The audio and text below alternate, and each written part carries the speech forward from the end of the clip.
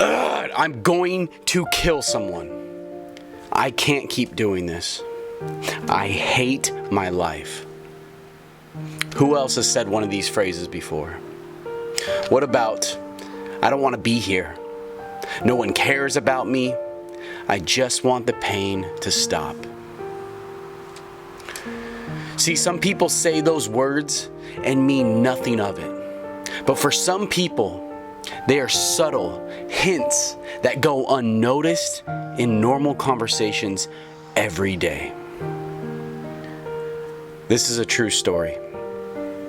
The very first day I came out as a motivational speaker, I was living out of a van, driving down a rainy, dark road, going around 45 miles an hour. When all of a sudden, a guy jumps out of the road in front of my vehicle. I swerved out of the way just in time. I immediately pulled over, and I don't know why, but I got out of my van and I started running towards him. I found out he was a teen. He was sobbing. More importantly, he was very angry. And with his fist clenched, he said, "I hate you. You should have just hit me." As I stood there speechless, feeling every raindrop falling from above, with my mind absolutely blank, he looked up at me with watery eyes and said, "I don't care if I die and take you with me." After an awkward pause later, I said the first thing I could think of. Hey man, I want to die too. Yeah, I blew it.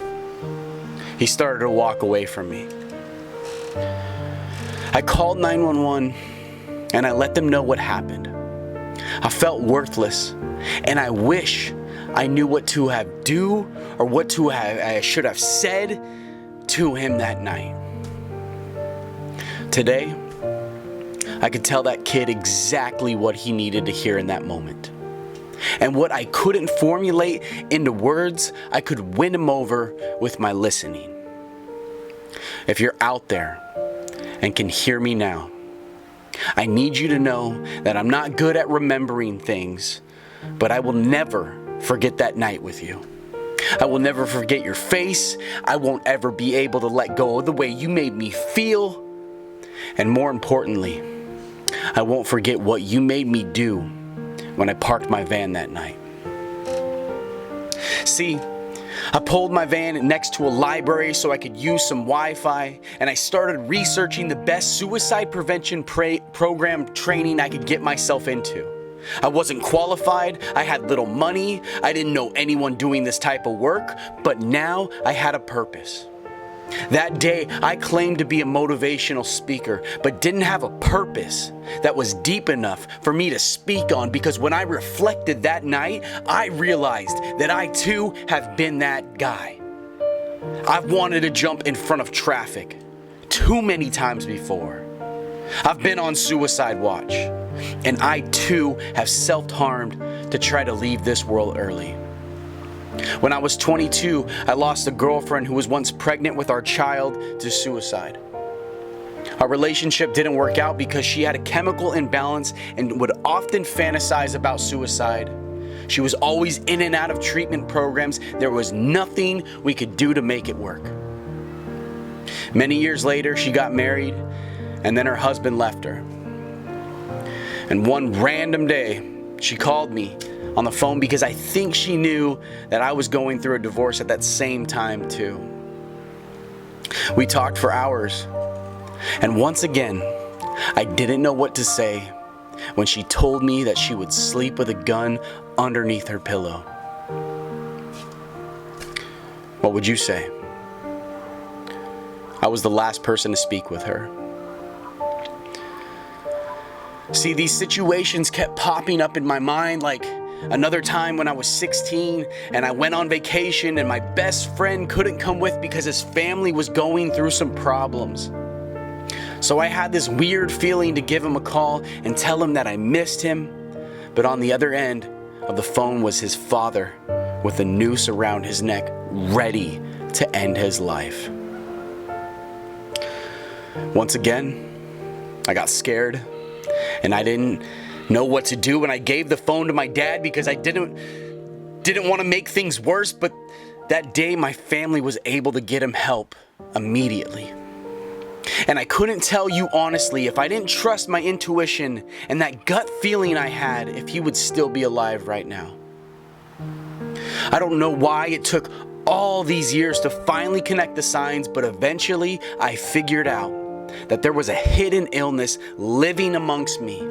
And whether I liked it or not, I could relate to it. That night I swerved off the road. I was shaken, but I was also awakened. Google told me that the wait time to talk to a suicide hotline crisis counselor was sometimes 2 hours long. I knew what I had to do. The next day, I packed up all my things in Portland, Oregon, and I drove down the west coast to Los Angeles, California, and knocked on that front door of the suicide hotline and said, "I'm here to help. I'll do whatever it takes." After a couple calls and a couple interviews, I was accepted into their training program.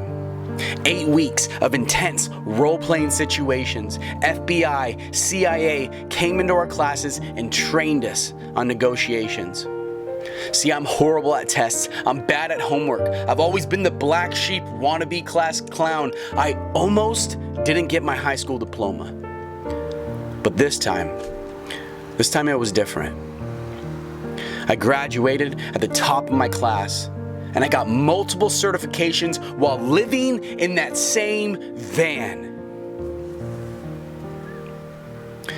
I remember laying in the van the night I graduated, and I was crying to myself. I kept saying, "Just hold on a little longer. I'll be right there." Because I knew in my heart that someone eventually was going to need my help on that hotline. And I was going to be the only voice that got them through the hardest day of their life. That night, I kept saying and sending that message into the universe, "Just hold on a little longer. I'll be right there." I volunteered at that hotline for 1 year and never earned a penny. And in return, it gave me the best life skills I've ever been given. I know everyone here deals with some type of suffering. Most people go through problems in life but can't find the purpose or meaning of how they can turn their traumatic situation into the best gift that they've ever been given. Maybe you are the person that needed to hear this today. I'm here holding on for you. Now, I wish I could tell you that my story gets wrapped up in a neat little bow, but the truth is, I still have hard days. I don't live in $1 million mansion with 20 employees and have the most beautiful cars in the world, married to the love of my life. The truth is, I'm still a work in progress, and I'm holding on. But I found something that makes it all worth it. I found how to actually help someone during their worst days. Before you leave here today, I want to give you some easy emotional first aid training. Okay?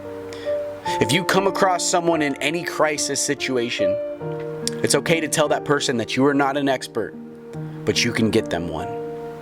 You can get them to speak to someone right now. That is hope. Those words hold power. The suicide hotline is for any type of crisis situation, from abuse, homelessness, drug addiction, domestic violence, human trafficking, child services, finding therapists, and so much more.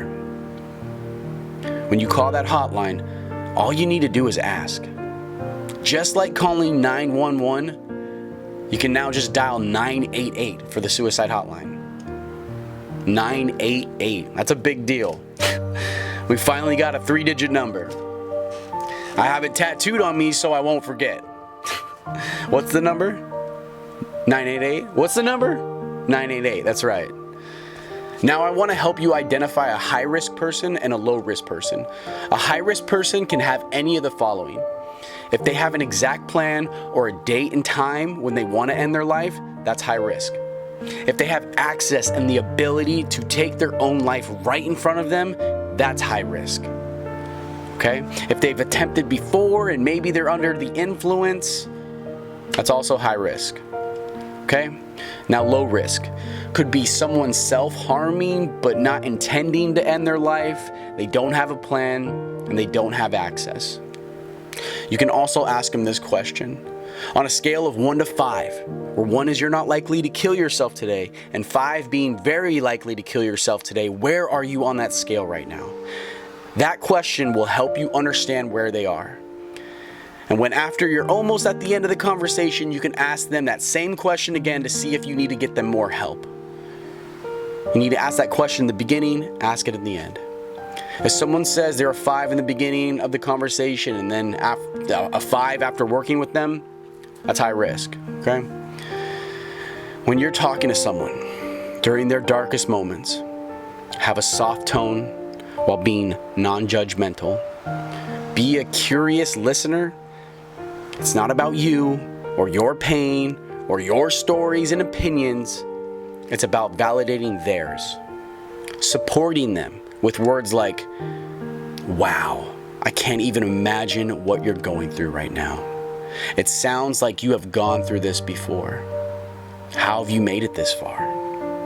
Asking them questions like, who else knows about this? You need to find their support system, or maybe you are their support system. Just knowing these emotional first aid tips, you are more equipped than the mass majority of people. I'm here today to tell you that you can be the glimmer of hope for a person who has none.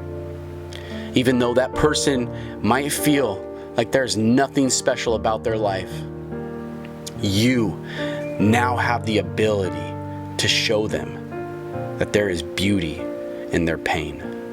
There is strength in their tears, and there is hope in being vulnerable. My name's Addison Zegan, and thank you for holding on.